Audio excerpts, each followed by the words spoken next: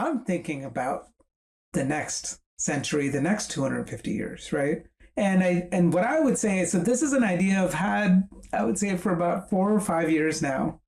And I'd love to just mention it here in this podcast. And if there's anyone who's game to do something about it, I would love to find not just a partner, but any and all partners. I have this as it's beyond the kernel of an idea now. It's germinated. The seed has germinated, but I need to find investors. I need to find partners. And it's this idea of thinking about a companion document to the Declaration of Independence, and to think about a Declaration of Interdependence. Oh, I like that. Right? Talk more about this.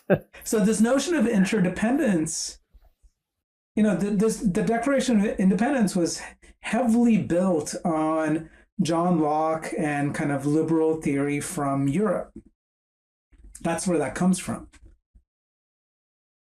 And it kind of just swept aside anything about native knowledge and this sense of community and interdependence between each other. A lot of it is about property and contracts and, I've got my piece, and society will be better off if everyone has their piece, right? And then you have Adam Smith with the invisible hand, everything will work out. And we've known for a while that everything doesn't always work out, right? You have negative externalities like pollution. You have other things like, especially say with climate change, there are things each individual might do where the collective, where society gets harmed as a result. But we haven't had this notion of interdependence. And that's something that has been foundational to native societies, not just in the US, but elsewhere. It's also been fundamental to so many European traditional cultures.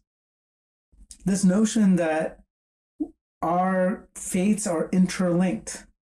This, to me, came up powerfully during the pandemic. The reason why I have to worry about being sick is not just what happens to me, but the fact that I might get you sick and that you might die. Right? That notion of interdependence. You see that in terms of our planet. We would love to just grow as much as possible and not worry and maybe blame other countries that are not doing enough to address their pollution targets. But we only got one planet, at least for now. Right. I don't know how many people are going to be living in Mars, so we have to figure this out. But I say this as a companion document because, of course, that individual liberty and freedom is core to what it takes to succeed and thrive.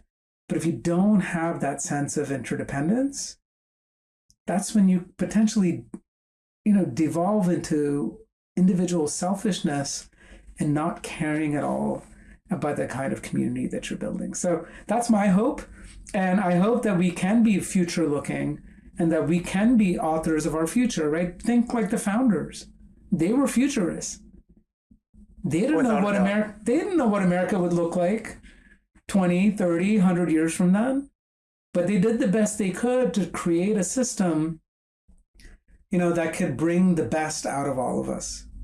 Yeah. And I don't think it disrespects those founders at all. In fact, it follows in that tradition for us to think about how do we, and especially given the technological changes that are going on, how can we build the next version of our democracy that we can be proud of and that can serve our children, our children's children, and future generations to come.